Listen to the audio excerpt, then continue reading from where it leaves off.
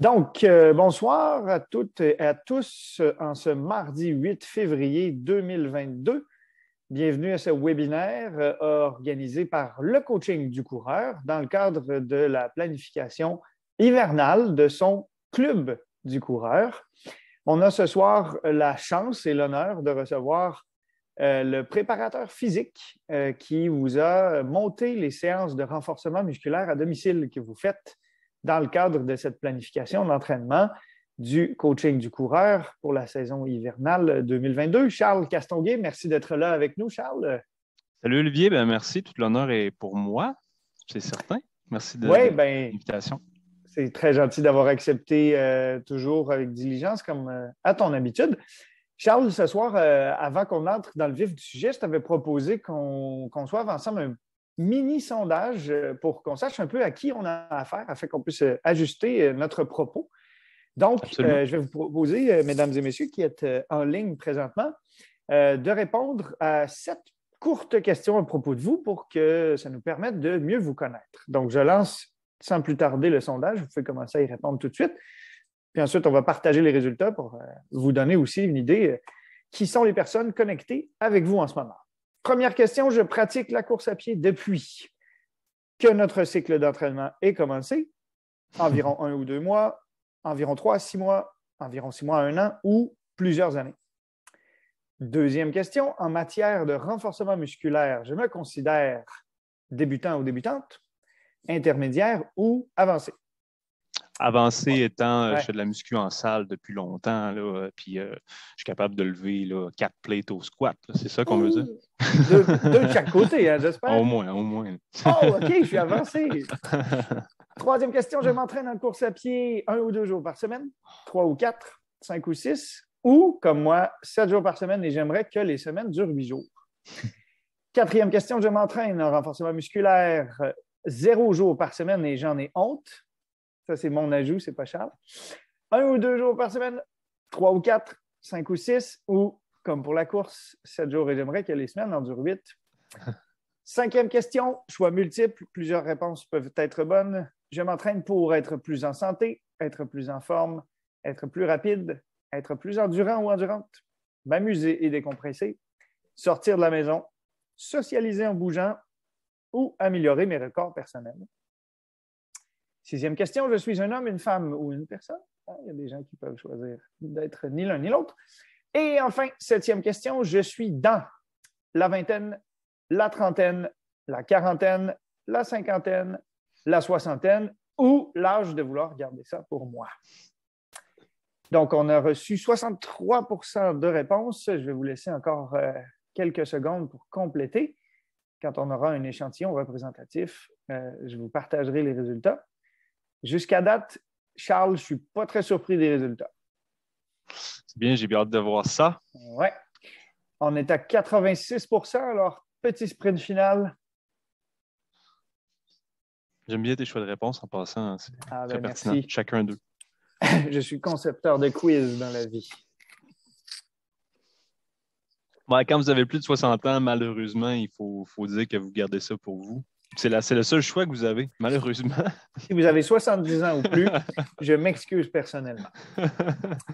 Je mets fin au vote et vous partage tout de suite les résultats pour que vous sachiez que vous pratiquez pour la très forte majorité d'entre vous la course à pied depuis plusieurs années à 86 %. Oh. En matière de renforcement musculaire, vous vous considérez pour la plupart comme intermédiaire, avec un 35 % de débutants et un 10 % de personnes avancées. En course à pied, vous vous entraînez surtout 3 ou 4 jours par semaine, quelques-uns 5 ou 6, rares personnes 1 ou 2 jours par semaine. Et étrangement, peu de gens comme moi aimeraient qu'il y ait des semaines à 8 jours. Pour 8 jours. Je fais partie de ceux-là, je n'ai pas répondu, mais je fais partie. Tu vois. Malheureusement. Entraîner en renforcement musculaire, toi, j'imagine que c'est 7 jours par semaine, comme personne. Là, les gyms étaient fermés, hein, fait à la maison, de temps en temps, mais comme tout le monde, des fois, c'est difficile de se motiver, malheureusement. Exact. Ouais, sortir en salle, là, quand la salle est ouverte, c'est à bloc. Là. C'est assidu. On va avoir une question là-dessus, justement.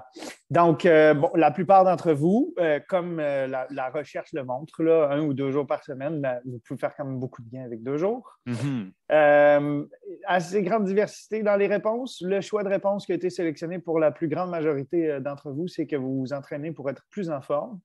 Beaucoup de personnes pour être plus endurants, pour vous amuser, décompresser. Peu de personnes pour socialiser en bougeant. Je ne sais pas si c'est parce que ce choix de réponse-là prend une autre forme dans une époque omicronienne. Et vous êtes 57 de femmes, 43 d'hommes. Et vous avez, pour la plupart, là, dans la quarantaine, avec à peu près autant de personnes dans la vingtaine, la trentaine ou la cinquantaine. Quelques personnes dans la soixantaine que je salue, mais personne dans l'âge de vouloir gagner. Pas un choix populaire. Donc, on n'est pas en présence d'un public qui ne s'y connaît pas. On est en présence de gens qui courent régulièrement, qui font quand même pour la plupart du renforcement musculaire 1 ou 2 fois par semaine. Et on est en présence de gens qui considèrent déjà la course à pied et le renforcement musculaire comme des activités qui sont bonnes pour la santé, qui sont les raisons pour lesquelles elles le font. Alors, j'attaquerai, Charles, le vif du sujet. Si on le sait, courir... Juste avant, ouais, n'hésitez pas à poser des questions. Hein. On est très ouvert là, à répondre à tout. Là. On peut déroger notre petit planning. Là. Ah oui, absolument. Moi, j'ai préparé des questions, mais si vous en avez pour Charles, vous nous les adressez au fur et à mesure. Ah, Nathalie Belland demande « Qui es-tu, Olivier? » C'est une bonne question. C'est une chose que j'oublie souvent d'expliquer. Bonjour, je suis là, j'anime ça. Moi, j'ai besoin de savoir qui je suis. On veut savoir t'es qui? Alors, je suis une bizarre de bébite parce que je suis un coureur d'ultra sur route. Je m'entraîne entre 14 et 16 heures par semaine en course à pied. Et j'ai le plaisir de ne pas savoir si je suis plutôt un coureur de 1500 mètres ou de 50 kilomètres. Alors, je m'explore durant cette saison. Je cours un peu dans tous les sens. Je suis athlète, mais donc aussi entraîneur pour le coaching du coureur. J'ai une vingtaine d'athlètes sous ma garde et sous mon égide dans notre forfait personnalisé. Et je travaille aussi au développement donc, des activités de la clinique du coureur, mais aussi du coaching du coureur. Et donc, en vertu de ces nombreux statuts, je suis là aujourd'hui pour animer ce webinaire et discuter avec Charles de la pertinence de faire du renforcement musculaire à domicile ou dans les gyms. Quand on est coureur, quand on passe déjà quand même un temps considérable à faire une activité avec impact qui nécessite de recruter un grand nombre de fibres musculaires. Donc, je suis curieux de connaître l'avis de Charles là-dessus. Je sais qu'il en sait énormément plus que moi, donc je serai dans une grande mesure votre porte-voix pour vos questions à son endroit. Mais j'en ai quand même moi-même que je lui ai déjà partagé, donc je ne le surprendrai pas aujourd'hui avec le type de questions que je vais lui poser. Mais la première que je pense que vous êtes nombreuses et nombreux aussi à vous poser, c'est à quoi ça sert de faire du renforcement musculaire en plus de la course à pied? Qu'est-ce qu'on peut en tirer comme bénéfices principaux? Bien, il y a énormément d'études là, sur la course à pied, en fait, des effets de la musculation en course à pied. Je dirais que le premier qui est le plus intéressant, un des plus intéressants, c'est vraiment l'optimisation de la performance brute. C'est sûr qu'on va observer chez les coureurs qui font de la musculation une augmentation de l'économie de travail. Qu'est-ce qu'on veut dire par l'économie de travail en premier? C'est tout simplement là, la capacité de recrutement, la connexion que notre cerveau fait avec nos muscles. Donc, on a une meilleure coordination de nos mouvements, une meilleure synchronicité du cerveau avec les muscles, justement, qui va nous apporter à long terme une économie de travail, c'est-à-dire on va, pour un même temps sur 5 km, par exemple, on va avoir dépensé tout simplement 500 calories de moins. Fait que si on veut pousser plus la machine, on a encore du jus pour le faire. Donc, c'est vraiment cette connexion-là neuromusculaire qu'on va améliorer qui est très, très intéressante. Et il y a même des études qui vont jusqu'à dire qu'on peut augmenter de 8 les temps de course à pied avec des bonnes séances de musculation. Là. Donc, c'est quand même assez important pour une élite. Là. Puis même pour monsieur, madame, tout le monde aussi, là, c'est quand même assez intéressant. Puis j'imagine, Charles, que dans ce contexte-là, comme dans la plupart des études, plus la personne est débutante, plus les bénéfices qu'elle peut en tirer sont grands. Oui, là, je dirais quasiment du 30-40 honnêtement, là, de mon expérience personnelle à moi. J'entraîne des athlètes de haut niveau, mais certains, malgré ce qu'on pense, ils arrivent dans mes groupes et ils n'ont pas fait énormément de musculation dans leur vie. Ils sont un peu sur le talent, ils surfent sur leur talent un petit peu. Ils ont commencé à accumuler des blessures, fait que là, ils voient la pertinence justement de commencer à faire de la muscu, qui est le deuxième bénéfice justement, de prévenir les blessures. Ça, c'est certain. Beaucoup de bénéfices au niveau de l'adaptation des tissus. Donc, on parle de trail, par exemple, pour bien engager une saison de trail. Il y a plusieurs aspects à la trail là, qui sont importants. Bon, il y a la stabilité et mobilité des articulations. On parle des pieds, au niveau des chevilles, au niveau des hanches. Il y a la capacité aussi à notre corps à faire des réceptions excentriques, à absorber les impacts.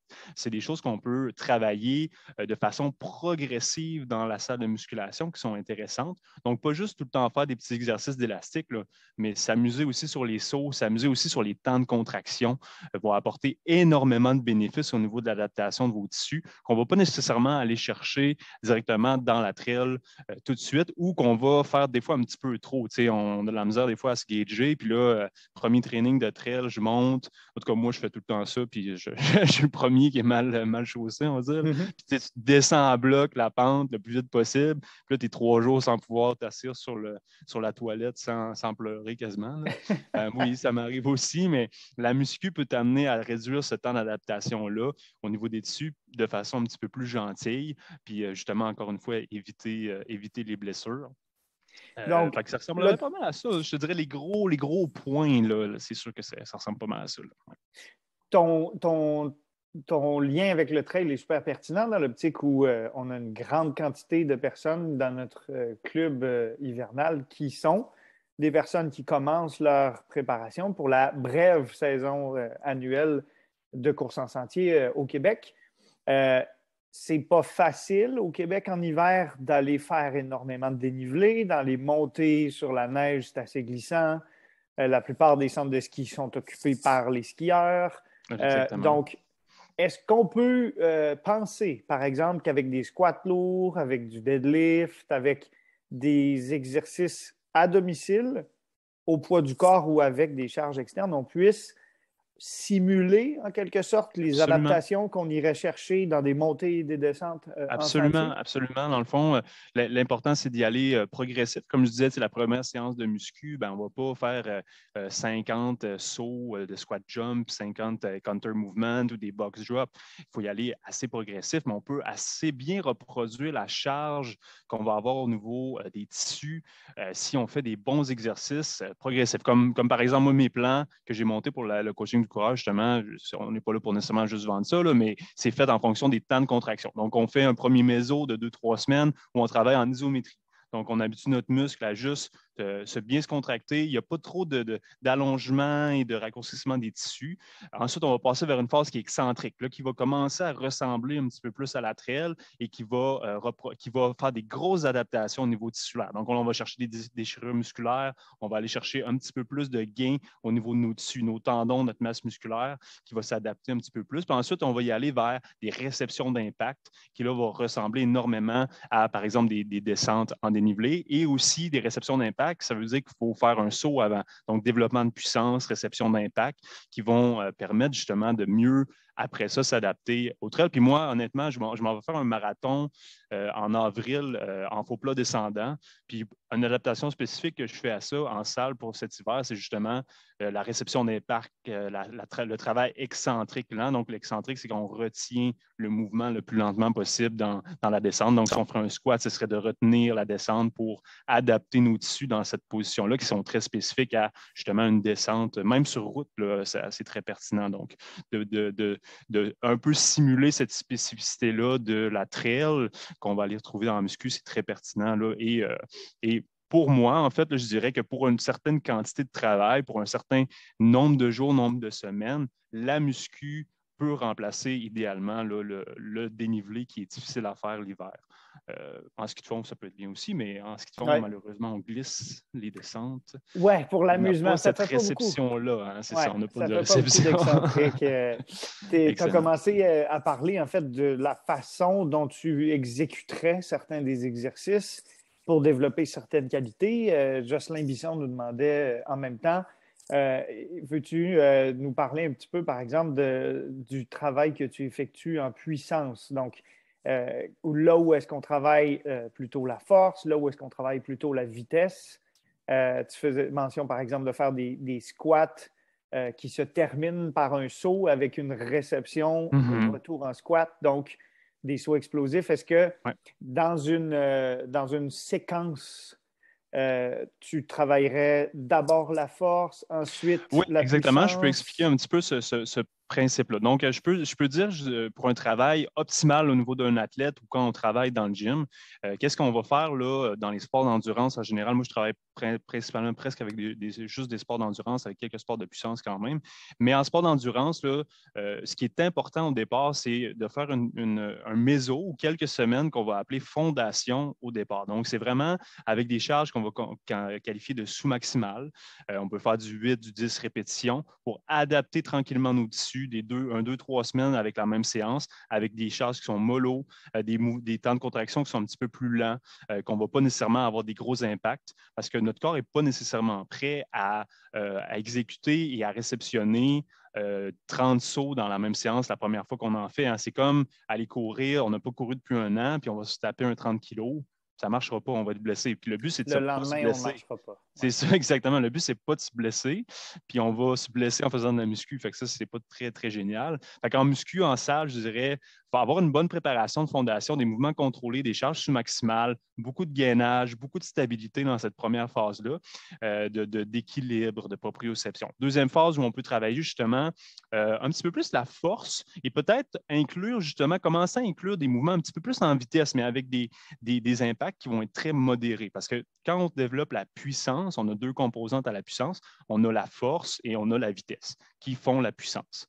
Donc, plus je vais mettre lourd, dans un exercice, normalement, moins je vais développer de vitesse. Et moins je vais mettre lourd, plus je vais être avec mon poids du corps, plus je vais être capable de développer de vitesse. Mais dans le milieu, là, je dirais qu'on a le wattage maximal qu'on est capable de développer. Là. Donc, la puissance qui se situe entre la force et la vitesse. Donc, dans la deuxième phase, moi, qu'est-ce que j'aime faire? C'est travailler en force avec des charges un petit peu plus élevées. Donc, charger un petit peu plus nos squats, travailler peut-être en excentrique un petit peu plus long et à commencer à inclure, par exemple, des mouvements à l'échelle, des mouvements de rapidité avec les pieds, avec les steps, avec des exercices à des impacts qui sont un peu plus faibles, mais avec des vitesses qui sont élevées pour aller dans la phase plus spécifique à la fin.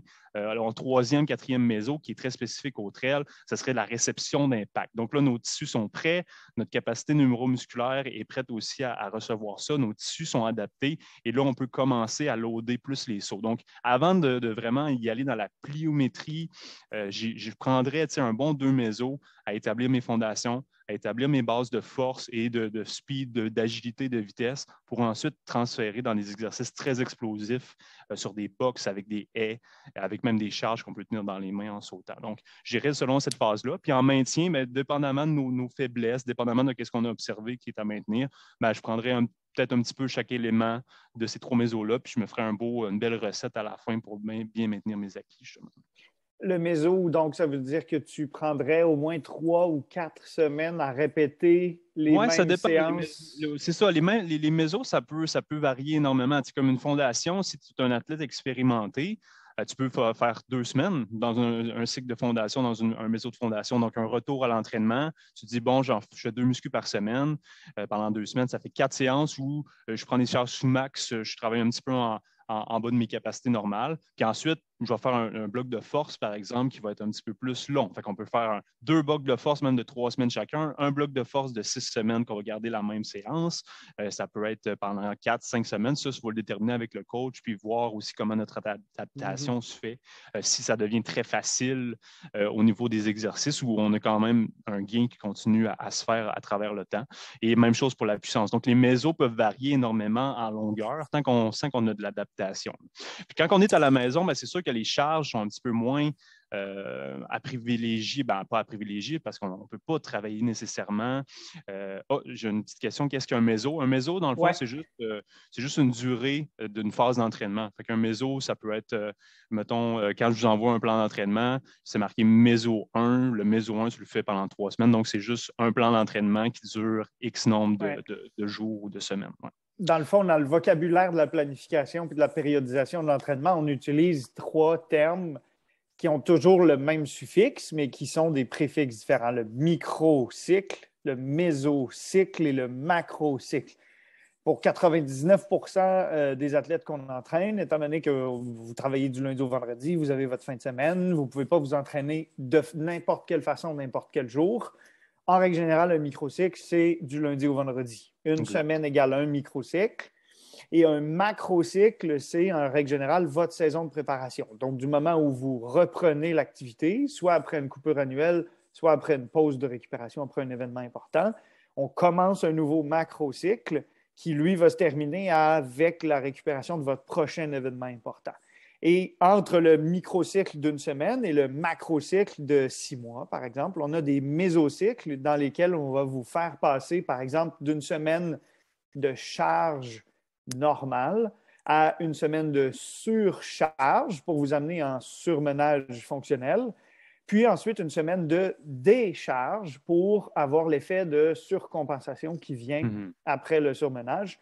Et ça, ces 3 semaines-là, ce mésocycle, ce cycle qui est de taille intermédiaire entre le micro et le macro, on le fait pour une planification de votre volume et de votre intensité de course à pied, mais on le fait aussi en règle générale pour la planification de votre entraînement en renforcement musculaire. En musculation.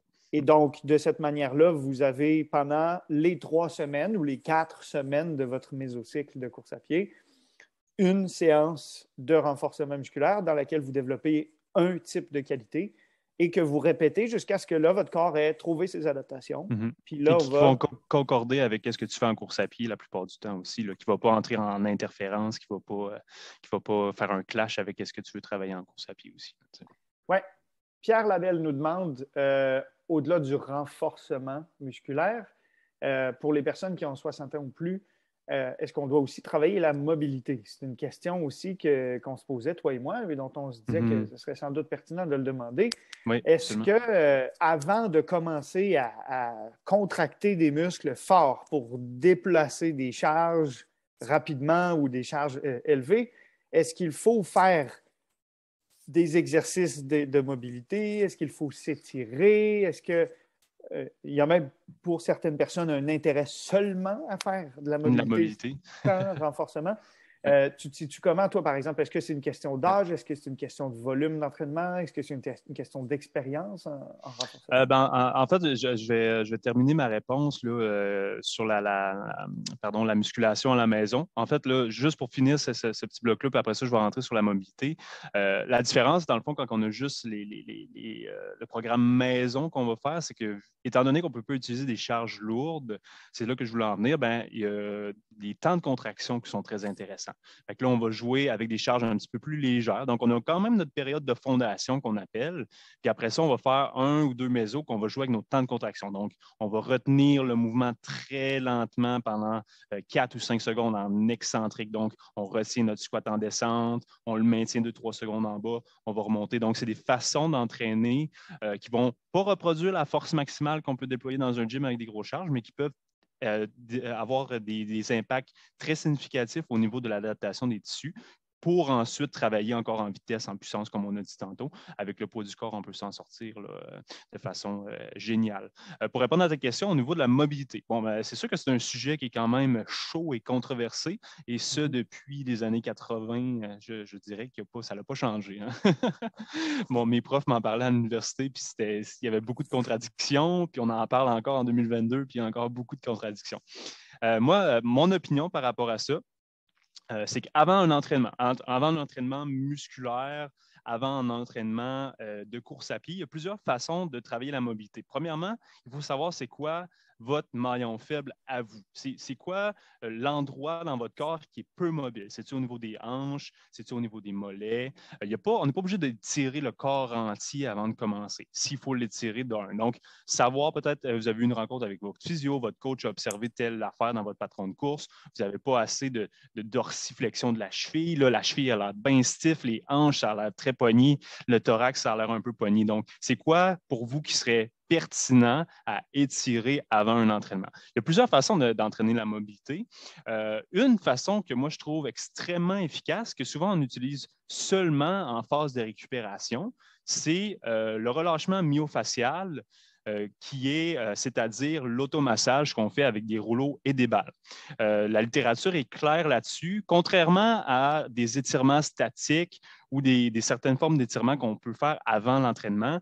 L'automassage qu'on peut faire sur notre pied parce qu'il est raide, sur notre mollet parce qu'il est raide, parce qu'il empêche notre dorsiflexion, ça ne va pas affecter du tout la performance. Donc, on a un gain de mobilité de notre articulation sans affecter la performance. Donc, si on pratique l'automassage du mollet entre 30 secondes et une minute avant un entraînement sur piste ou avant un entraînement de course à pied, je n'ai pas d'impact sur ma performance au niveau de la réactivité de ma cheville ensuite, et j'ai des gains en mobilité qui vont quand même être importants. Donc, la littérature est quand même assez claire là-dessus. Donc, ça peut être intéressant au lieu de s'étirer de façon statique. Donc, inclure le rouleau, on se roule à la fin parce que ça fait du bien, ça améliore la récupération, oui, mais la littérature nous dit que ça augmente la mobilité aussi sans affecter la performance. Donc, ça peut être intéressant à inclure avant la muscu. Moi, j'en donne à tous mes athlètes. On fait des évaluations avec eux, on détermine ce qui est tight, ce qui est stiff, les quads, les mollets. On roule ça un petit peu avant de commencer notre entraînement en musculation, sur piste, puis après ça, on y va, puis on est sûr que tout est bien aligné, tout est bien mobile. Pour ceux qui aiment ça, s'étirer, vas-y. Ben, moi, je vais te dire, parce que dans le fond, moi, ma pratique, c'est quand je me présentais au gym, puis j'ai hâte d'y retourner à partir de lundi prochain. Je commençais toujours par aller au rack à squat quand je m'apprêtais à faire des squats, prendre seulement la barre oui. à 45 livres plutôt que les à peu près 200 que je suis capable de faire à la fin, puis faire quelques squats, environ 6 avec seulement la barre, oui. Puis ensuite environ 6 avec seulement... tu build up, ouais. Et de cette façon-là, moi, j'ai l'impression que ça m'échauffe au même titre que le temps de me rendre... Oui, c'est ça. J'entre dans le mouvement, dans l'amplitude de mouvement fonctionnel. Je ne tiens pas de façon statique pendant longtemps. Et la demande de recrutement neuromusculaire est proportionnelle. Donc, c'est graduel tout au long jusqu'à ce que je me rende au plus fort de ma séance. Oui, au même titre que je jogue tranquillement quand je pars de chez nous, puis au fur et à mesure que je suis de plus en plus échauffé. L'intensité, exactement. Voilà. Et là, rendu à la piste, c'est le temps où là, je vais charger. Donc, est-ce que ça peut être suffisant, par exemple, pour une personne? Parce que moi, si tu me dis, là, ajoute 20 minutes au gym pour faire ton relâchement myofacial sur ton rouleau de muscle, je vais te dire, j'irai juste pas au gym d'abord. Ben, c'est pour ça que je te dis que c'est important de savoir c'est quoi son maillon faible. Hein. Si je suis une personne qui a toujours les mollets très têtes, ça m'empêche de courir, ben, de les rouler avant de partir, justement, ça va relâcher toute cette chaîne-là, ça va être très efficace, on va se sentir beaucoup mieux déjà. Donc, c'est pas nécessaire de rouler les pecs, les grands dorsaux, les fessiers, les moyens fessiers, les quads, les adducteurs, les ischios, les mollets, les arches plantaires, ça finit plus, c'est sûr, ça finit plus. Si t'es pas un athlète d'élite qui va aux Olympiques, c'est autre chose à faire dans la vie que faire ça. Mais de choisir son maillon faible, c'est ça qui est important. Puis justement, en mobilité, si tu aimes ça en faire un petit peu avant, il y a 2 conseils que je te donnerais. Connaître ton maillon faible et travailler de façon active. Donc, de garder un étirement qui va être fait de façon plus active. Donc, on ne parle pas de rester au sol à s'étirer les ischio-jambiers pendant 3 minutes avant d'aller faire un sprint ou d'aller faire un squat maximal. Il y a certaines études qui diraient que ça n'aurait pas tant d'impact si on ferait comme un 30 secondes, ça serait correct, ça n'aurait pas d'impact sur notre performance, tant que ça. Mais quand même, les études sont plus en faveur des étirements qui vont être justement actifs. Comme tu dis, prendre la barre à squat, descendre un petit peu plus bas que ton range, ça, c'est un étirement que on peut même mettre ça dans la catégorie mobilité étirement, là, parce que justement, tu vas chercher des amplitudes fonctionnelles qui sont très bien, des étirements au niveau balistique, un petit peu plus lancés, où on va quand même contrôler qu'est-ce qu'on fait. Des petites pauses de yoga, des fois, qu'on va tenir 1 ou 2 secondes, qui vont travailler en même temps notre force et en même temps notre mobilité. C'est super intéressant comme ajout. On peut en prendre 1 ou 2 avant d'aller courir, 2 ou 3 avant d'aller faire la muscu, puis on est all set et puis on est prêt à réagir, surtout si on se connaît. On sait c'est quoi nos petites lacunes. Moi, c'est vraiment dans les hanches. Mes psoas sont vraiment têtes. Je ne suis pas capable d'aller chercher une belle extension de ma jambe quand je cours en arrière. Bien, je vais me trouver un étirement actif qui va aller chercher un petit peu le psoas, mais je ne vais pas le tenir au sol pendant 2-3 minutes avant d'aller courir. Ce n'est pas nécessairement ça le but. C'est de garder ça un petit peu plus actif ou de travailler avec le rouleau sur mon psoas, sur mon quad, etc. Puis ensuite, si je veux, justement, je pars courir tranquillement, je peux faire des flexions de genoux un petit peu plus hautes juste pour me réactiver et là, partir à mon rythme normal. Donc, c'est ce que je suggérais là, pour la mobilité en termes de travail de mobilité. Et la mobilité, soyez seulement au courant. On ne peut pas juste faire de la mobilité. Une articulation, ça a besoin d'être stable, ça a besoin d'être mobile, certainement. On a des ranges à aller chercher en trail, on monte des grosses roches, on fait des grands step-up, grandes flexions de la hanche, on monte les genoux hauts. Notre cheville, il faut qu'elle bouge énormément, mais ce n'est pas juste la mobilité qui compte. Il faut être capable de déployer cette amplitude de mouvement-là, certes, mais si on n'a aucun contrôle sur les amplitudes extrêmes qu'on va déployer, eh bien là, c'est la blessure automatique. Donc, oui, les étirements le soir, peut-être de 2-3 heures après votre entraînement, 4 heures après votre entraînement, mais il faut accompagner ça de renforcement musculaire spécifique, sinon, ce n'est pas de la prévention de blessures, c'est plus de la relaxation que vous faites.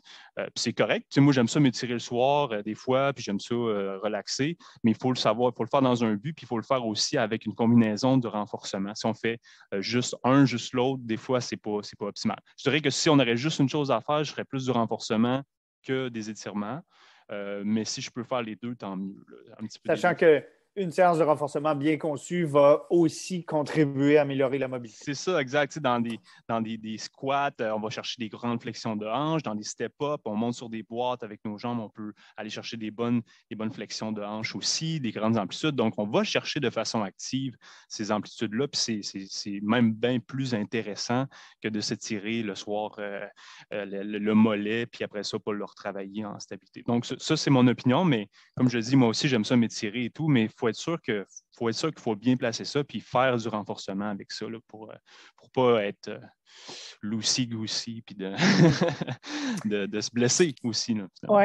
On a 2 questions qui sont arrivées qui touchent un peu au même point. Dans le fond, quand on a un horaire de vie familiale, professionnelle, puis d'entraînement qui est déjà assez bien rempli, comment est-ce qu'on intègre la muscu et le renforcement là-dedans? Si on est juste capable de faire une séance dans la semaine, est-ce que c'est mieux que 0 ou est-ce que c'est vraiment à partir de 2 séances par semaine, par exemple, qu'on peut aller chercher des bénéfices? Je dirais que 2 séances par semaine, c'est quand même un minimum. Là, au niveau de la durée, je te dirais que 2 séances de 10 minutes, j'aime mieux faire ça qu'une séance de 30. Fait que là, ça serait à voir justement avec votre préparateur physique, votre kinésiologue, votre coach, où on peut placer ça de façon efficace. Une des façons que moi, j'aime faire, c'est justement, comme je disais tantôt, de connaître son maillon faible, connaître sa lacune. Eh bien, je sais que mes fessiers sont vraiment pas très forts. Je sais que mes mollets ne travaillent pas bien quand je cours. Eh bien, qu'est-ce que je fais? C'est avant d'aller courir, j'ai 3-4 exercices, 2-3 exercices que mon kin ou mon coach m'a préparé. C'est moi en tant que tel. Je me considère comme mon kin et mon coach, malheureusement. Et je fais mes activations. Donc, quand je n'ai pas le temps dans la semaine, j'ai 4 courses. J'ai 35 minutes pour les faire. Je vais perdre 2 minutes. Je vais y aller 33 minutes. Mais je vais faire mon renforcement avant. Ce qui va être un bon échauffement. Comme je le disais tantôt, c'est une bonne activation pour mes fessiers. Ça va être une activation pour mes mollets aussi. Et ça me permet de le faire un petit peu plus souvent, même si ça dure 5 minutes. C'est mieux 4 fois 5 minutes qu'une fois une demi-heure, comme je le disais. Et dépendamment du temps de l'année aussi. Mais c'est mieux de répéter plusieurs petites fois dans la semaine, au moins 2 fois, je dirais, que de faire une fois, finalement, 30 minutes, où on va avoir des adaptations certainement, mais le corps est une machine qui fonctionne beaucoup avec la quantification de stress qu'on lui amène. Donc, si on lui apporte un stress qui est très ponctuel de temps en temps, il n'y a pas vraiment d'adaptation qui va se créer par rapport à ce stress-là. Donc, on est mieux de spreader un petit peu plus que d'en faire une très longue. Je ne sais pas si tu es d'accord avec moi, toi. Absolument. En fait, ce que tu dis à propos du renforcement musculaire est aussi vrai dans la littérature scientifique sur la prévention des blessures en course à pied. Si vous avez 1 heure au total dans votre semaine pour courir, il vaut bien mieux aller courir 5 fois 12 minutes ou 4 fois 15 minutes que de sortir une fois le dimanche pendant que vous avez votre heure complète pour aller courir. Parce qu'en allant courir une seule fois, votre corps a 6 jours pour se désadapter. Puis en une seule journée, il doit se taper tout le stress parce que les minutes de 48 à 60, elles sont beaucoup plus stressantes pour une articulation qui a déjà subi 48 minutes de stress que les minutes 0 à 12 du 5e jour de la semaine à faire ces 12 minutes-là. Alors, peut-être que dans un monde idéal, on ferait un genre de 4 sorties de course à pied et 4 très brèves séances d'activation et de renforcement musculaire. C'est ça, exactement. Puis si tu dis, bon, moi, ça m'énerve un peu de le faire après, j'arrive chez nous, j'ai fini de courir, ça ne me tente pas pantoute de faire ça, ben, c'est bien mieux de le faire avant dans ce cas-là. Fais-en un petit peu avant, active tes ischios si c'est ça ta faiblesse, active tes fessiers si c'est ça ta faiblesse. Puis ça ne va pas te nuire dans ta zone 1 de course à pied, ça va juste t'aider dans ton patron, puis tu vas les avoir fait au moins. Donc, si j'ai 2-3 exercices à faire, ben, je les fais avant, puis je pars après pour courir, puis c'est parfait. Comme ça, j'arrive, j'ai fini ma course, puis done deal, on n'en parle plus. Mais si tu es sûr que si tu es capable de faire 2 bonnes séances de 30 minutes, ben c'est encore mieux, ça, par exemple. Ouais. Juste comme tu disais ça, on a reçu une question de Maxime Lefort, puis je voulais te poser grosso modo la même question. Tu nous as dit faire du renforcement musculaire avant d'aller faire un jog, ça ne sera pas problématique parce que même si vous avez les jambes fatiguées d'avoir fait du renforcement, vous allez quand même être capable de faire votre jog. Donc, toi, tu nous recommanderais de régler le renfort avant d'aller courir plutôt que de profiter de la course à pied, même juste un jog, relax, en guise, par exemple, d'échauffement et d'activation préalable. Ça, c'est discutable, qu'est-ce que je viens de dire, parce que moi, je parle de quelqu'un qui serait peu motivé à en faire, qui aurait, par exemple, pas beaucoup de temps à en faire. Moi, quand je parle du renforcement pré-course, je dirais que c'est des exercices un petit peu plus, là, comme je disais tantôt, de fondation. Donc, ce n'est pas des charges qu'on va utiliser qui sont très élevées. C'est des petites charges, des petits exercices pour s'activer un petit peu plus qui ressemblent à un échauffement, justement. C'est sûr que si vous avez le temps de faire les deux, que vous avez une bonne séance en vue, moi, je privilégierais de la faire un petit peu plus après. Comme ça, vous êtes bien activé. Votre warm-up est presque déjà fait. Puis, j'irai avec ma muscu ensuite. Puis, c'est sûr que si vous faites du squat au gym à 4 RM, 4 répétitions maximales avec des grosses charges, ben, la course après va être un petit peu plus pénible. Mais si vous faites juste des petits exercices d'activation qui ne sont pas trop exigeants, ben là, ça peut bien se placer avant, par exemple. Si j'ai une grosse séance de pliométrie, de gros sauts, ben, c'est peut-être pas idéal que je la place avant mon jog. Peut-être que je devrais faire l'inverse justement pour bien m'activer, bien réveiller mon système puis faire ma séance de pliométrie de saut après à ce moment-là. Fait que moi, je parlais vraiment juste du ponctuel. Je ne suis pas motivé, je veux faire juste 2-3 exercices de prévention de blessures. Je le mettrais certainement avant. Ouais. Puis donc, pour des grosses séances de course à pied ou des grosses séances de renforcement musculaire, là, tu t'assurerais que ce soit toujours la chose la plus exigeante pour le corps qu'on fait en premier quand il est frais? Oui, absolument. Si j'ai une séance de track à faire, c'est sûr que je ne vais pas aller me taper une grosse séance de renforcement musculaire avant. Ça dépend de la période de l'année aussi. Hein. L'hiver, par exemple, si mes courses, c'est l'été, je cours sur route, je suis un coureur d'été ou de trail, ben, c'est sûr qu'il faut voir qu'est-ce qu'on priorise. Si j'ai une séance d'intensité en course à pied puis j'ai une séance de renforcement musculaire, c'est quoi la priorité à ce moment-ci de l'année? C'est-tu de développer des bonnes bases musculaires, d'avoir des bonnes adaptations musculaires pour être sûr que je tienne bon et que j'ai une bonne prévention de blessure, ou c'est vraiment d'aller faire des intensités à ce moment-ci de l'année, 8 mois avant mon événement? Donc là, ben, il faut que je pèse un peu les deux puis je me dise, bon, c'est quoi qui est mieux? Je pense que, par exemple, en janvier, pour une course qui est en septembre, je pense que la réponse est évidente que ça va être le renforcement musculaire. Donc, je prioriserai toujours cette séance séance-là à une autre séance de course à pied. Et plus je vais approcher de mon événement, bien, plus la balance va faire malheureusement l'inverse. Il va se diriger vers le spécifique, la piste, les entraînements de trail un petit peu plus intenses. Et là, la musculation va prendre un petit peu moins d'importance et c'est très normal qu'elle le prenne moins à ce moment-là. Donc, c'est sûr que dépendamment du moment de l'année, je dirais tant qu'il y a de la neige dehors, si vous courez en trail, à moins que vous faites des trails là, dans la boîte au mois de mai, mais tant qu'il y a de la neige dehors, je prioriserais des fois un petit peu plus la musculation que les grosses intensités, là. Puis je le mettrais comme entraînement principal dans ma semaine, justement. Et ça veut dire que, par exemple, pour les personnes qui sont dans notre club et qui, comme toi, voudraient faire un marathon avril, mai, tu leur recommanderais, tu leur recommanderais de faire la focale sur le renforcement musculaire maintenant, puis d'atteindre leur pic de forme en matière de renforcement musculaire au cours du mois de février, du mois de mars, pour Oui, ensuite... mais en fait, c'est ça. Moi, là, comme pour mon marathon d'avril, j'ai commencé beaucoup plus tôt que ça, là. Fait que j'ai commencé plus justement en octobre, novembre, pour me laisser un bon 6 mois de préparation. Puis là, vous voyez, là, on arrive en février, puis là, ma musculation descend beaucoup parce qu'il me reste 2 mois avant mon événement, je veux faire des bons intervalles, je veux rentrer de la vitesse. Fait que là, mon entraînement musculaire va être un petit peu moins intense. Mais tout mon entraînement musculaire que j'ai fait en force, en pliométrie, m'a préparé aussi à toute cette vitesse-là qu'il faut que je déploie justement sur la piste maintenant. Donc, c'est cette préparation-là. Donc, c'est sûr que je dirais que le gros du travail musculaire pour moi, il a déjà été fait pour mon entraînement, pour mon événement qui est fin mars présentement. Et là, je travaille un petit peu plus sur piste. Mais je continue à en faire de la musculation, mais c'est plus des trucs un peu plus mollo, un peu plus légers. On voudrait du 2 fois par semaine. Je travaille ma force encore, mais un petit peu moins de grosses séances de pliométrie, un petit peu moins de grosses séances de vitesse, parce que ça, je le fais sur la piste maintenant. Je n'ai pas besoin de le répéter, répéter, répéter encore sur le gym parce que c'est comme une intensité, hein, faire une bonne séance de plio. C'est une Oui. intensité. Des sprints sur piste, c'est de la pliométrie en mouvement vers l'avant. C'est ça. Fait que voilà, c'est ça. Fait que Et moi, je te dirais que moi, ma période est un petit peu plus en avant, mais justement, là, si tu commences à t'entraîner en janvier pour un événement qui est plus en juillet ou septembre, là, oui, ça serait à prioriser absolument là, ton développement de ta fondation, de ta force, en plus de ta puissance, etc.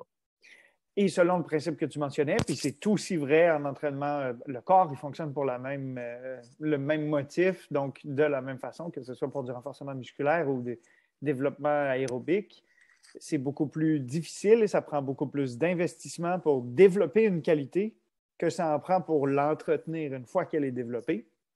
Donc, c'est bon de prendre une période où on travaille spécifiquement sur le développement d'une qualité à raison de 3 ou 4 fois par semaine. Mais une fois que cette qualité-là est développée puis qu'on a atteint un certain niveau à cet égard-là, avec une séance de rappel chaque semaine, on est capable de maintenir la qualité développée Absolument. et de faire de la place dans notre entraînement pour le développement d'autres qualités. Exactement. Là, la science est claire là-dessus, la littérature est claire là-dessus. Là. On peut faire pendant l'été une séance aux 10 jours pendant une période de 6 à 8 semaines, puis on va maintenir 85 de nos acquis qu'on a eus.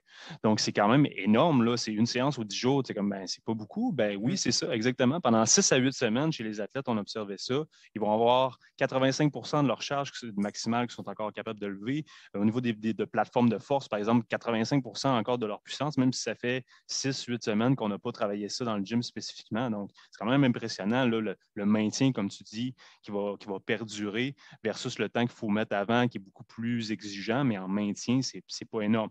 Là, je dis une fois par 10 jours, je dirais plus une fois par semaine. Moi, j'aime mieux ça une fois par semaine, mais une fois par 10 jours, la science, elle nous dit que c'est assez quand même. Puis même, la science, elle nous dit que 4 semaines avant ton événement, 3-4 semaines à ton événement, tu peux arrêter un petit peu d'en faire, puis tu vas quand même maintenir jusqu'à 4 semaines après. Donc, mettons, j'ai un gros événement dans 2-3 semaines. Il ne faut pas que je me sente mal d'arrêter ma muscu 2 semaines avant. Je vais quand même avoir mes acquis quand je vais être rendu là-bas. Je peux continuer à faire mes petits exercices de renforcement, de pieds, de hanches, juste pour être sûr. Mais tous les gros exercices, je peux les mettre de côté 2 semaines avant, là, sans problème. Il n'y a pas de stress avec ça. Là. Donc, grosso modo, au moment où on commence l'affûtage pour un événement, le taper en anglais, on arrête d'aller au gym, on repasse plutôt aux exercices de mobilité et de fondation qu'on avait fait en tout début de cycle. Fondation, de renforcement sous-maximal, on va dire. Oui, absolument. Ouais. Donc, mais on arrête de faire des squats lourds. On n'a Exactement. plus de gains à d'aller faire des gros Pas du tout. intervalles difficiles. On n'a plus de gains non plus à retourner faire de la pliométrie. Le travail est fait. Le travail est fait. Il faut se reposer pour maximiser notre. On parlait tantôt de coordination neuromusculaire. Ça s'améliore avec le travail, mais avec la fatigue, ça se décroît aussi. Hein. Fait que si on en met trop, puis qu'on arrive fatigué à notre événement, tout le travail qu'on a fait, malheureusement, il va être perdu. Là. Donc, faut bien ajuster au bon moment, puis prendre les repos aussi au bon moment. C'est super important. Le repos fait partie intégrante de l'entraînement, comme tu le sais et que tu le prônes Exact. sûrement. Exact. En fait, avec la clinique du coureur et le coaching du coureur, le repos, la récupération, on appelle ça l'entraînement caché.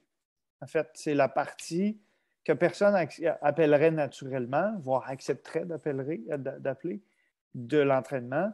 Mais le moment où tu fais délibérément rien pour te reposer de la séance difficile que tu as fait plus tôt dans la journée ou dans la semaine, c'est le moment où ton corps se renforce. Et si tu Exactement. acceptes, donc si tu acceptes de charger en masse pendant ta séance de muscu, mais que tu t'assures dans les heures qui suivent de bien manger, de rester allongé, de peut-être même faire une petite sieste, tu vas maximiser les bénéfices que tu vas pouvoir tirer de ta séance. Absolument. Puis je te dirais que c'est la plus grande différence entre moi, toi, puis mettons un Alex Harvey. C'est que lui, tous ces petits détails, tu disais, je m'entraîne un 16-18 heures par semaine. Ben, Alex aussi, il s'entraînait des 16-18 heures par Ouais. semaine. La 6 différence, fois c'est qu'il n'y a plus. pas une job à temps plein dans ce temps-là. C'est sa Exact. job à lui à temps plein.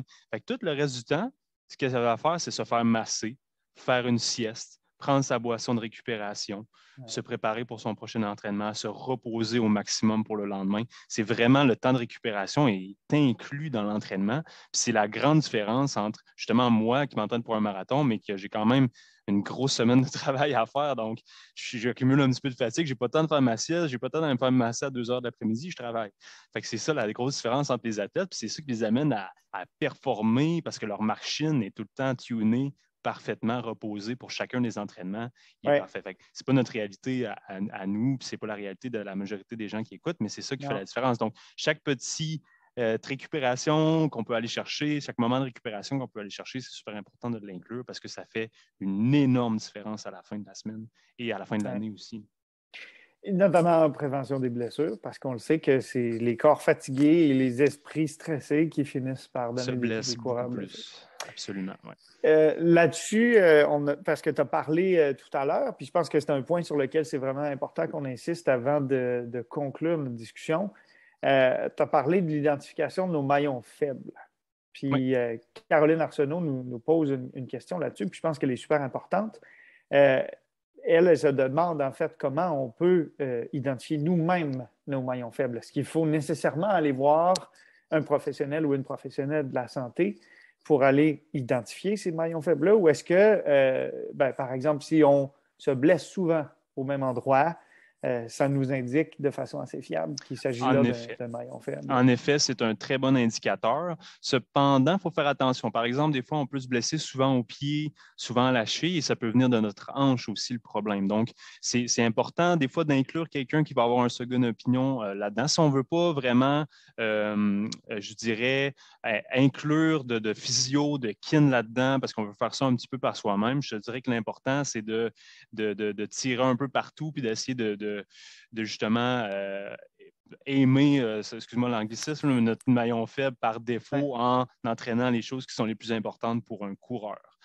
Donc là, ça serait de faire 4 ou 5 catégories d'exercices qui sont essentiels, qu'on pourra peut-être parler justement après. Ouais. Mais sinon, c'est sûr que c'est difficile de vraiment cibler notre petit maillon faible. Et je dirais là, que ça vaut la peine d'investir un petit peu pour aller consulter justement un physiothérapeute, un kin qui va pouvoir vous aider dans votre évaluation puis qui va pouvoir justement établir ces maillons faibles-là. Mais aussi, dites-vous que si vous avez souvent mal à des endroits, la source souvent n'est pas très distale à la douleur. Donc, c'est souvent dans cette région-là qu'il faut aller justement travailler. Si j'ai des fasciites plantaires à répétition, probablement que je devrais me faire du relâchement myofascial de mon pied un peu. C'est ça. En fait, peut-être que mes mollets ne travaillent pas très bien, ils sont peut-être super rigides, mais qui ne sont pas très efficaces. Probablement que mes fessiers ne sont pas très forts aussi. Ça doit brasser un peu en haut quand je cours. Donc, c'est difficile d'établir, là, justement. Il faut peut-être se faire prendre en vidéo voir justement comment je dépose mon pied. Est-ce que mon bassin s'affaisse vraiment beaucoup vers le sol quand je cours? Est-ce que je dandine beaucoup au niveau de mon bassin? Est-ce que mes épaules s'en vont sur les côtés? Donc, c'est tous des indicateurs qui peuvent nous aider à savoir c'est quoi l'élément qui est défaillant dans la chaîne. Et ben, on peut en parler justement avec les exercices qui sont quand même assez importants à faire pour les coureurs, si tu veux. Oui. Juste pour préciser à tout le monde, parce que c'est notre fonds de commerce, mais c'est aussi le service qu'on rend à toutes les personnes qui suivent nos formations. La Clinique du coureur, c'est un organisme de formation continue pour les professionnels de la santé qui sont, après avoir suivi notre cours, aptes à faire l'évaluation biomécanique que Charles mentionne. Alors, si jamais vous dites que ce serait une bonne idée que je consulte, mais je ne sais pas vers qui me tourner, je devrais-tu aller voir un physio, un ostéo, un kin, un chiro, puis qui, dans mon coin, serait qualifié pour ça? Moi, je n'en connais pas d'autres coureurs de ma famille qui sont allés en consulter. Rendez-vous dans notre site, lacliniqueducoureur.com, puis allez dans la section Trouver un service. Et vous allez automatiquement être géolocalisé grâce à Google Maps.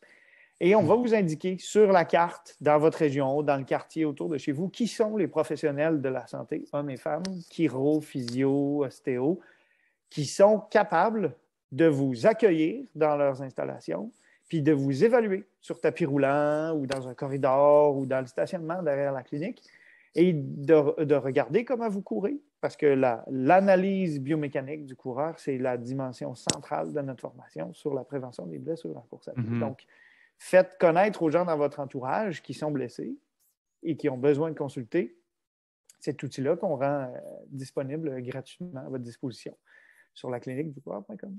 C'est super parce que justement, si on ne veut pas mettre 1 million de temps dans la muscu, puis si on peut identifier nos faiblesses, ben si on peut mettre un petit peu de sous sur cet aspect-là, puis que quelqu'un nous le dise, ben, c'est tel exercice que tu devrais faire, puis avec ça, tu devrais t'en tirer. Peut-être pas pour le restant de tes jours, parce qu'il y a d'autres choses qui peuvent se développer, mais au moins, ben, on va avoir investi du bon temps dans ces 3 exercices-là pendant le temps on veut courir pour arriver à notre course en santé, finalement. Donc, ça vaut la peine quand même de se faire dire. Puis c'est comme je disais, sinon, c'est quand même, il y a des façons de le faire, mais c'est un peu difficile. Puis la façon la plus évidente, ça serait juste de travailler un peu tout ce qu'on a besoin de travailler en tant que coureur. Fait que là, on passe de 2 exercices qu'on pourrait faire à plus 7-8 exercices finalement. Fait qu'on faut augmenter un petit peu le temps là, de renforcement, justement. Tout à fait. La dernière question qui nous est entrée, la dernière qu'on prend avant que je te pose celle vers laquelle on va se diriger pour la conclusion, yes. Puis le point le plus concret pour les gens qui sont à l'écoute. Antoine Thibault nous dit que son physiothérapeute lui a donné des exercices à faire, mais il lui a dit de ne pas les faire ni dans les 3 heures qui précèdent une sortie de course, ni dans l'heure qui suit. Parfait. Est-ce que toi, il y a une raison pour laquelle, par exemple, tu dirais à certaines personnes, je vais te proposer de faire des exercices, mais il faut vraiment que tu t'assures de les faire à distance. Oui, absolument. Absolument. Certains exercices, justement, on parlait de mobilité statique qu'on peut tenir un peu plus longtemps. C'est mieux 4 heures après. Si, par exemple, j'ai fait une analyse biomécanique, comme tu dis, je suis certain que le physio de Antoine avait des très bonnes raisons de lui dire de ne pas faire l'exercice avant ou après, on pourrait en déblatérer pendant longtemps. Moi, souvent, quand je donne une activation de course, un exercice de réchauffement de course qu'on va faire en renforcement, eh bien, c'est dans l'optique de activer un muscle qui est sous-activé. Par exemple, je donne un exemple très concret. Par exemple, là, moi, j'ai les TFL, les tenseurs du fascia lata là, qui se gardent quand je cours, puis ça vient super tête, ça l'empêche mes fessiers de travailler efficacement parce que c'est juste ça qui se recrute en avant. Ça me cause des tensions dans ma bandelette, etc. Donc, qu'est-ce que je vais faire?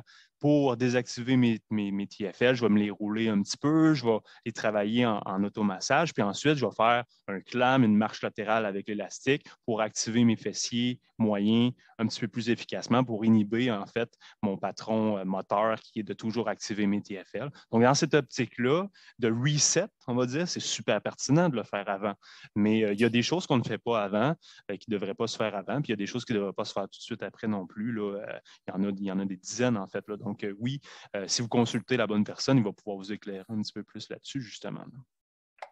Génial. Je pense que c'est une très bonne réponse qui clôt cette question-là. Qui nous amène donc à la dernière portion, qui je pense va être celle qui est la plus appropriable pour les gens, parce qu'on s'est demandé Puis je me le demande moi-même aussi, parce que j'ai souvent pas beaucoup plus de temps dans ma journée que le temps d'aller courir. Si je devais sélectionner juste 3 ou 4 exercices de renforcement musculaire, les plus pertinents pour moi, coureur, quels seraient-ils? Puis surtout, pourquoi faire ceux-là plutôt que d'autres? Absolument. Ben, il faut juste regarder en fait qu'est-ce que ça nous prend comme coureur pour peut-être on peut aller vers le trail un petit peu plus pour être efficace. Si je regarde au niveau du corps puis que j'essaie de cibler 4 régions en particulier, je te dirais premièrement le pied, la stabilité du pied, pas la cheville, le pied lui-même, la capacité de notre pied à être bien contracté et bien supporter notre poids du corps sur lui sans s'affaisser, c'est extrêmement important pour la course à pied, surtout en montagne. Donc, c'est souvent un pied mal activé qui va faire que, par exemple, on va affaisser, on va rentrer le genou vers l'intérieur, on va perdre un petit peu plus l'équilibre. Donc, le pied, un muscle ou un groupe musculaire, des muscles intrinsèques du pied qui sont très négligés pour les coureurs, mais beaucoup d'études qui prouvent qu'on peut améliorer nos performances sur piste et entre elles, justement, en activant nos pieds d'une bonne façon dans nos programmes de renforcement. Donc, il y aurait les muscles du pied. Je peux vous en montrer 1 ou 2 exercices là, en vidéo après. Ensuite, il y a la cheville, évidemment, qui est super importante à travailler. Donc, la cheville, on pourrait parler d'instabilité un peu qu'on peut amener dans nos mouvements pour reproduire un peu ce qu'on peut retrouver entre elles aussi, mais aussi la cheville au niveau du mollet. Donc, tout ce qui est plantiflexion, donc la poussée comme ça ici, qui doit être quand même assez puissante en course à pied, est très importante à travailler. Donc, des exercices de mollet pour la cheville, ça peut être très pertinent. On est rendu à 2. Ensuite, pour le troisième, en stabilité sur la jambe, ce qui est super important, c'est la stabilité du bassin. Qu'est-ce qui assure la stabilité du bassin? Bien, on l'entend souvent, on se fait casser les oreilles avec ça, les fessiers, les moyens fessiers. Super important aussi à travailler pour s'assurer que quand on est en position unipodale, quand on dépose le pied au sol, on a un bon équilibre de notre bassin et qu'on ne va pas dandiner d'un côté à l'autre, ce qui fait que des fois, justement, le genou va rentrer à l'intérieur, le pied va s'affaisser, là, il y a des cascades qui s'enclenchent. Donc, le pied, la cheville, le bassin et une autre région qui est entre les deux, en fait, qu'on ne va pas travailler nécessairement spécifiquement lui, c'est le genou. Si on travaille bien notre genou, notre cheville, notre pied puis notre bassin, ben lui, il va aller bien mieux au milieu là, parce que lui, il fait juste subir tout ce qui se passe en haut puis en bas. Puis les douleurs qui sont occasionnées souvent au genou, ben, c'est toutes des douleurs qui viennent de des faiblesses en mobilité, en stabilité, en haut ou en bas. Donc, le genou qui va se porter un petit peu mieux. Fait on peut l'exclure de nos exercices parce qu'il se fait cajoler de toute façon pendant nos exercices. La quatrième région, je dirais, c'est le tronc. Au niveau du tronc, donc au niveau du gainage, super important dans un patron de course qui est efficace autant sur la route qu'entre elles. On appelle ça des mouvements parasites. Donc, pour éviter les mouvements parasites du tronc, donc les flexions latérales où on fait juste perdre l'équilibre tout le temps. Des fois, c'est nécessaire, c'est pour s'ajuster parce qu'on est en déséquilibre, c'est parfait. Mais si c'est toujours occasionné parce que j'ai un mauvais patron de course, puis je me dandine comme ça, puis j'ai beaucoup trop de rotation du tronc, j'ai aucune stabilité dans le tronc, j'ai une perte d'énergie immense avec ça qui n'est pas nécessaire. Puis si j'augmente la rotation de mon tronc comme ça, si j'augmente la flexion latérale, c'est qui va prendre le choc, tu penses, puis qui se fait brasser en bas? Ben, c'est souvent le genou, c'est souvent le bassin, c'est souvent le pied. Donc, stabilité au niveau du tronc. Donc, je parlerais de stabilité du pied, la cheville, le bassin et le tronc. C'est les 4 régions vraiment là, que je ciblerais si j'ai 4 exercices à donner. Là. Je peux t'en montrer là, 1 ou 2 justement là, dans chaque catégorie si tu veux. Oui, volontiers. Si tu veux nous montrer rapidement des petites vidéos pour que Ben les oui. gens puissent bien visualiser un peu les exercices que tu J'ai fait proposes. un beau petit fichier, j'en avais mis un petit peu plus là, parce que je me suis dit, il faut pousser pour que les gens aient le temps de le faire quand même. Fait qu'il faut en mettre plus que 4, mais je vais m'en tenir à 4, je te Ben dirais. oui, ben oui. All right. Donc, je parlais du pied en premier. Un exercice là, que j'aime bien justement pour le pied. Je vais tasser ton visage de ce côté-là pour pouvoir jouer dans mon dossier. Pied, tiens, ici, je vais aller sélectionner celui-là. Tiens, ça, c'est mon niveau 2 d'un exercice, par exemple. Là, c'est le dossier qu'on voit, si tu voulais nous glisser ça. Ah, attends un peu, 2 secondes. Des fois, je vais arrêter le partage, puis je vais le repartir. Je pense que ça va fonctionner. Tiens, tu vois-tu le petit vidéo maintenant? Oui, exact. Bon, parfait.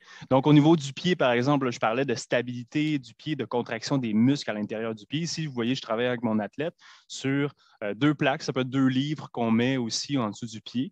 Qu'est-ce que je lui demande? C'est faire une demi-arabesque au-dessus de son corps, comme ça ici. Il y a la base de ses orteils qui est sur le bout de la première plaque, le talon qui est sur le bout de l'autre. Et qu'est-ce que je vais faire? C'est un exercice qui ne travaille pas juste le pied, c'est un exercice qui travaille le bassin, le tronc aussi de façon inclusive, mais spécifiquement ici, là, vu que mon arche est en suspension, eh bien, je force mon pied à se contracter un petit peu plus, à être un petit peu plus en contraction isométrique. Et là, je demande à mon athlète de brasser la cage avec un petit poids et de transférer d'un côté à l'autre comme ça ici. Et qu'est-ce que ça fait au niveau de son pied? Eh bien, ça va faire des mises en charge qui sont différentes. Donc là, son pied, il faut qu'il s'adapte. Il faut qu'il travaille fort pour rester centré et ne pas perdre l'équilibre d'un côté. Donc, pas faire ça avec le pied et ne pas l'affaisser vers l'intérieur. Donc, super exercice. Des fois, je le fais debout avec jambes tendues, le tronc très droit qu'on peut transférer un poids. Je varie un petit peu. Donc, genre d'exercice pour le pied qui est super intéressant à faire.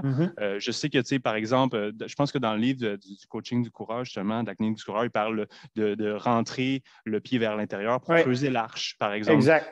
Excellent exercice aussi qui est à travailler, qui peut être très intéressant aussi.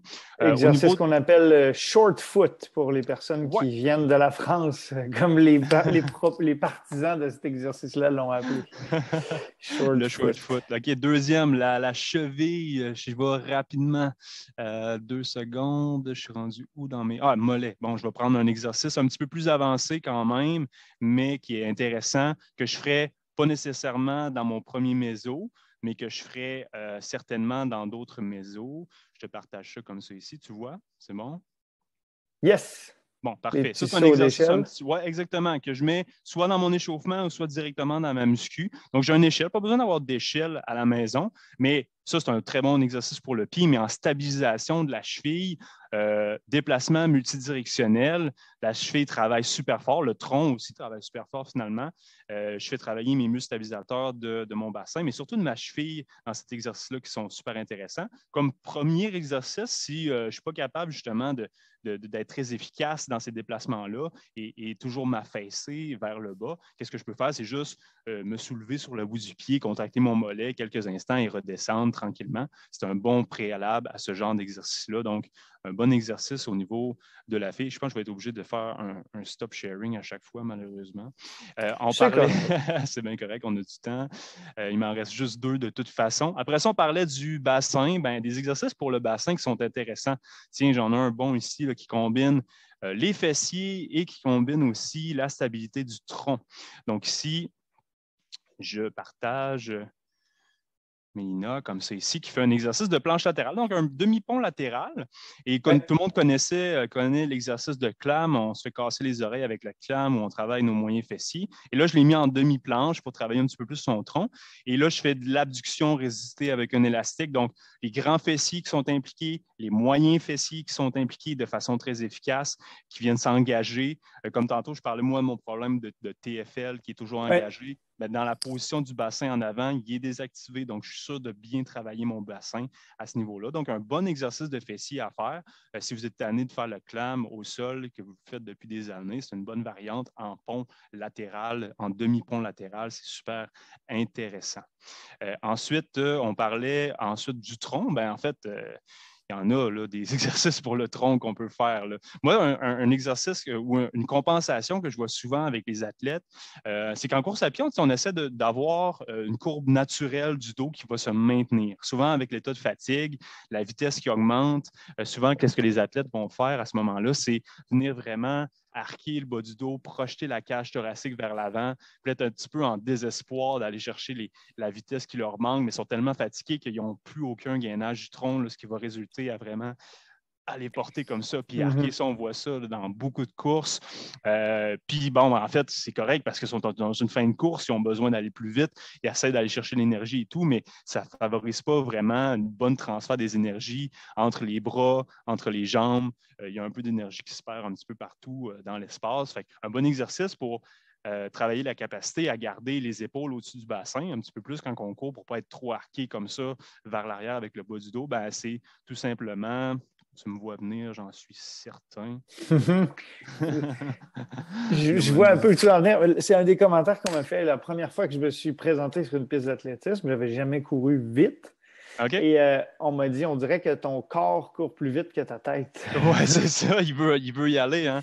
C'était le tronc en avant. C'est pas si grave que ça, mais c'est juste que tu ne maximises pas la connexion entre tes épaules et ton bas du corps. Donc, c'est comme si tu prenais ton haut du corps, tu le détachais de ton bassin, tu le mettais à côté, puis là, tu faisais juste courir tes jambes finalement, parce qu'il y a juste tes jambes qui sont en contact avec le sol, tu es totalement déconnecté. Donc, ce qu'on veut, c'est retrouver cette connexion-là. Et je te partage l'exercice. Je sais qu'est-ce que tu penses que c'est, puis je vais te montrer une version qui est un petit peu plus intense que ça. Tu vois, ici, on parle d'un dead bug. Donc, ici, le dead bug, qu'est-ce qu'on veut faire? C'est garder les épaules au-dessus du bassin. Donc, là, on est en position horizontale. J'ai les épaules qui sont bien alignées avec mon bassin. Le but ici, c'est de garder le bas du dos en position naturelle neutre. Donc, ici, là, on a un petit contact du bas du dos qui est sur le sol.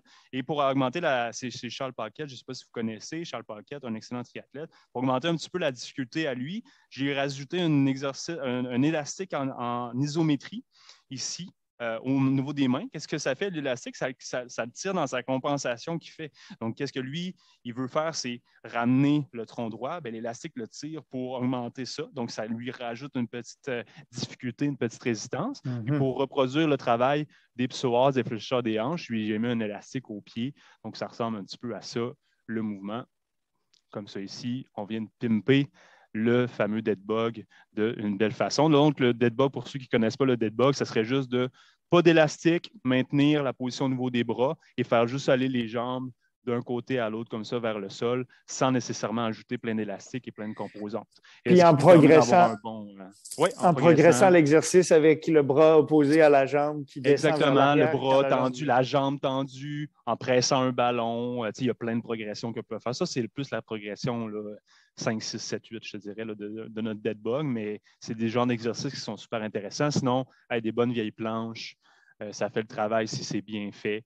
Des bird dogs qu'on appelle, donc les positions de quadrupède aussi, en gardant justement le tronc droit. C'est tous des bons exercices. Et comme on le disait là, dans les plans que j'ai faits pour la clinique, là, il y en a énormément de séquences. Donc, vous avez des séquences de musculation, mais vous avez aussi des séquences de gainage seulement. Donc, si c'est votre maillon faible, c'est le gainage. Bien, vous avez une séquence de 6 exercices que vous pouvez faire. Ça vous prend 10 minutes, boum, vous la faites 2 fois par semaine, puis c'est réglé dans ce cas-là. Et ça évolue selon le temps. Donc, on augmente la difficulté. Vous avez un méso qui est débutant. Ensuite, vous avez pas un méso, mais un macrocycle, on va dire, mais qui est débutant. Un macrocycle qui est intermédiaire, un macrocycle qui est avancé. Et dans chacun de ces macrocycles-là, vous avez 5 mésocycles de progression d'exercice qui sont différentes. Donc, vous pouvez vous amuser pour les 3-4 prochaines années sans problème. Et on va vous amuser en vous animant les clubs. Là, vous êtes présentement dans la saison hivernale, donc vous avez commencé votre planification d'entraînement en course à pied et en renforcement musculaire à un niveau, évidemment, où pour la plupart des gens, on a fait des excès de table pendant les fêtes. Au début du mois de janvier, ça nous prend un peu de temps à trouver notre rythme, donc on vous met ça pas trop difficile. Et avec le temps, vous allez voir votre planification qui commence déjà. Le volume augmente en course à pied, l'intensité augmente en course à pied, puis vous allez passer aussi d'un méso 2 à un méso 3, un méso 4 au fur et à mesure. Puis on vous annonce aussi que très bientôt, vous allez recevoir une invitation à faire la transition de notre club hivernal, parce qu'on commence à avoir hâte que l'hiver soit terminé. Vers des clubs printaniers pour les gens qui vont faire, comme Charles, des marathons en avril, en mai, pour les gens qui vont commencer la saison de course à pied en sentier avec, par exemple, le Trail de la Clinique du Coureur au début juin, avec Québec Méga Trail au début du mois de juillet. Donc, vous allez avoir tous et toutes la possibilité de faire la transition vers un club qui est adapté à ce que vous cherchez comme distance, à ce que vous cherchez comme niveau de performance, à ce que vous cherchez comme surface en sentier ou sur route. On a Gisèle qui nous posait une question qui, elle, est présentement enceinte et qui se demandait si c'est une bonne idée de continuer à faire du renforcement musculaire pendant qu'on est enceinte. Bien, on va aussi avoir un club pour les personnes qui vont être en retour post-grossesse, qui vont vouloir reprendre la course à pied, reprendre l'entraînement en renforcement musculaire. Et on va avoir aussi des gens qui vont préparer des événements spécifiques ou auxquels on va avoir envie de lancer des défis. Par exemple, 8 semaines pour travailler ta vitesse maximale aérobie, 8 semaines pour faire le maximum de contractions excentriques dans les descentes pour avoir les quadriceps scrap, comme Charles le mentionnait. Moi, c'est ma chose que j'aime le plus au monde, hein, descendre à fond et être pas capable de marcher pendant 2 jours. En fait, c'est que tu as l'impression, c'est ça, on dirait qu'on a accepté que no pain, no gain, c'est plus une bonne façon de penser, mais on dirait que d'avoir vraiment mal au quad le lendemain, c'est comme une manière de sentir qu'on a bien travaillé. Je te comprends. Donc, merci Charles d'avoir pris le temps de répondre à toutes les questions, de montrer des exercices. Merci d'avoir aussi pris le temps de nous monter ces mésos-là pour la muscu, pour le gainage, pour les différents niveaux. J'espère à toutes et à tous que vous avez l'occasion dans la semaine d'aller faire aussi vos séances de renforcement musculaire en suivant les séances vidéo que Charles vous a mis dans votre planification, dans votre calendrier Nolio. J'espère que vous serez nombreuses et nombreux à être présents aussi pour notre prochain webinaire. Mon collègue Maxime Leboeuf va vous présenter ce qu'on a pour vous pour la prochaine saison de course à pied, pour la prochaine saison de renforcement. Charles, finalement, je ne t'ai même pas posé la moitié des questions qu'on avait pensé que je te poserais. J'en étais certain, de toute façon. J'ai l'impression qu'il va falloir qu'on te réinvite une fois que nos clubs de trail et nos clubs de route seront lancés pour leur planification printanière, qu'on rejase de renforcement musculaire sur les bases de ce qu'on a dit aujourd'hui. Si donc vous avez envie de revisionner ce webinaire d'aujourd'hui, vous recevrez par courriel le lien pour le revisionner, pour le partager à grande échelle. Si vous avez des questions sur le renforcement musculaire à l'attention de Charles, écrivez-nous-les. coach@lecoachingducoureur.com. On va s'assurer de les faire suivre à Charles. Ça va nous donner du matériau, puis on va s'assurer de répondre à ces prochaines questions-là à l'occasion donc de notre prochaine discussion. On vous souhaite à toutes et à tous une excellente soirée, une excellente saison d'entraînement et surtout, j'espère que d'aujourd'hui, vous aurez retenu de la rencontre avec Charles que la course à pied, ça compte, mais le renforcement musculaire est aussi important dans votre entraînement. Accordez-vous le temps de le faire, même si c'est juste quoi, on avait dit 5 minutes avant chaque fois d'aller courir. Ben oui, pourquoi pas. Donc, un grand merci, Charles. Grand merci à tout le monde de vous être connectés en ce mardi soir. Et à très bientôt pour les prochains webinaires et pour la poursuite de votre saison d'entraînement avec le coaching du coureur.